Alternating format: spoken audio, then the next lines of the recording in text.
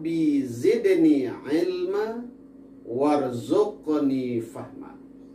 Ya Allah, tambahilah ilmuku dan berilah aku pemahaman. Amin. Anak-anak sekalian yang hebat, yang Bapak banggakan, apa tujuan pembelajaran kita? Tujuan pembelajaran kita adalah yang pertama menyebutkan sikap terpuji dari kisah keteladanan Nabi Muhammad Sallallahu Alaihi Wasallam.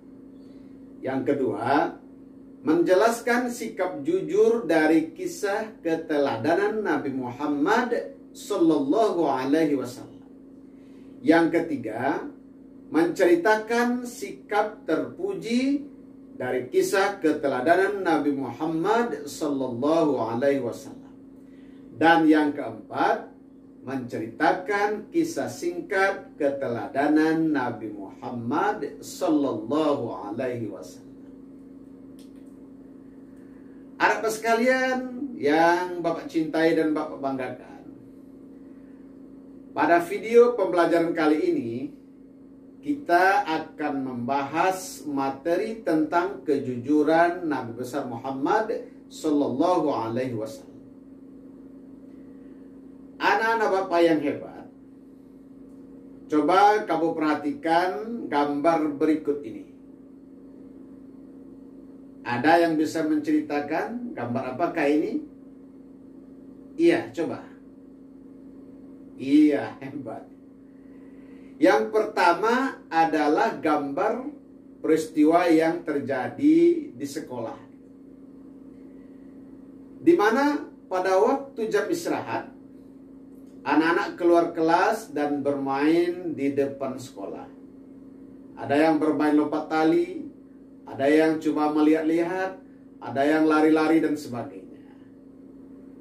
Pada saat bel berbunyi, anak-anak berbondong-bondong masuk ke kelas masing-masing. Nah, ada satu anak, sebut saja namanya Furqan. Ia menemukan uang di sekolah.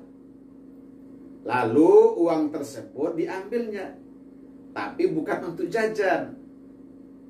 Kemudian ia masuk kelas dan uang tersebut diberikannya kepada ibu guru.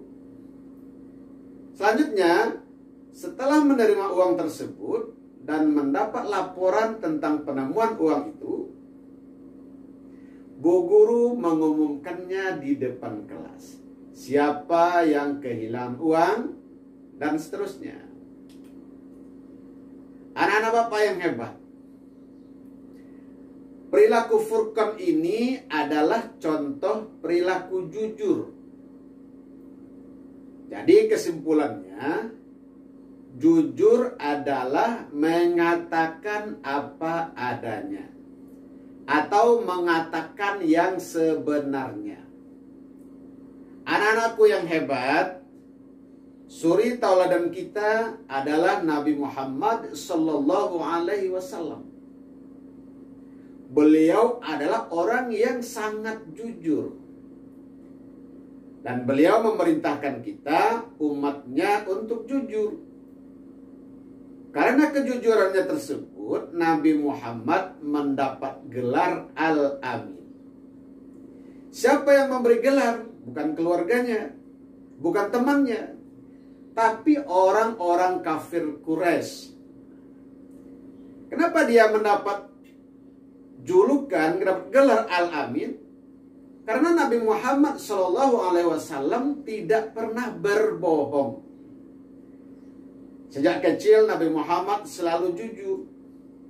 Jujur dalam perkataan maupun perbuatan. Waktu beliau masih kecil, ketika beliau bermain dengan teman-teman sebaya, beliau tidak pernah bohong. Beliau selalu jujur dalam permainan itu. Ketika beliau menganjak remaja, Nabi Muhammad SAW berdagang dengan jujur, sehingga dagangannya diminati dan disukai oleh pembeli karena kejujurannya. Kalau barang itu ada cacatnya, ada kurang baiknya diberitahu. Kalau barang itu baik juga diberitahu, sehingga para pembelinya merasa puas. Anak-anak Bapak yang hebat, yang Bapak banggakan, setelah Nabi Muhammad menjadi pemimpin kaum muslimin, beliau juga sangat jujur sekali, sehingga umat Islam merasa puas. Bahkan agama lain pun yang berada dalam pemerintahan Nabi Muhammad merasa puas dengan apa yang dilakukan Nabi. Karena beliau sama sekali tidak pernah berbohong. Beliau selalu jujur.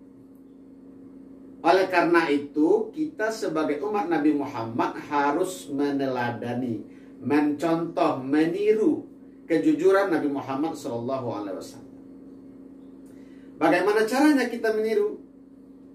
Yang penting kita jujur dalam setiap kesempatan. Contohnya, kita harus jujur kepada diri sendiri. Kalau ulangan misalnya, ya kita kerjakan sesuai kemampuan. Tidak usah mencontek punya teman. Kita jujur kepada orang tua. Caranya bagaimana? Kalau ditanya orang tua, kita harus mengatakan apa adanya. Jujur kepada guru, jujur kepada orang lain, dan juga jujur kepada Allah. Bagaimana cara jujur kepada Allah? Ya, kita patuh dan taat kepada Allah. Kita sholat, kita beribadah kepada Allah. Jadi dengan kita melakukan kejujuran, maka kita termasuk orang-orang yang beruntung. Dalam sebuah hadis Rasulullah dikatakan, sesungguhnya kejujuran itu membawa kepada kebaikan.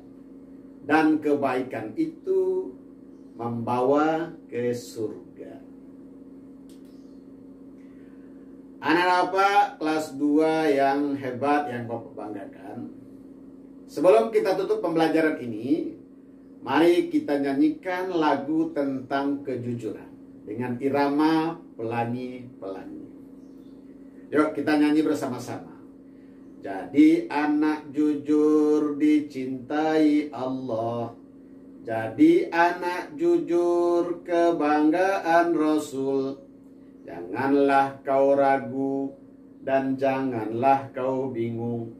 Jadi anak jujur pasti beruntung. Iya. Anak-anak Bapak yang hebat, yang Bapak banggakan. Jadi intinya bahwa kita harus memulai kejujuran itu dalam kehidupan kita. Kapan kita mulai? Mulai dari sekarang. Jujur dalam perkataan, jujur dalam perbuatan. Dan sebelum kita tutup, nanti ada tugas yang akan Bapak berikan. Silakan anak Bapak kerjakan dengan sebaik-baiknya. Dan Bapak akhiri dengan Assalamualaikum warahmatullahi wabarakatuh.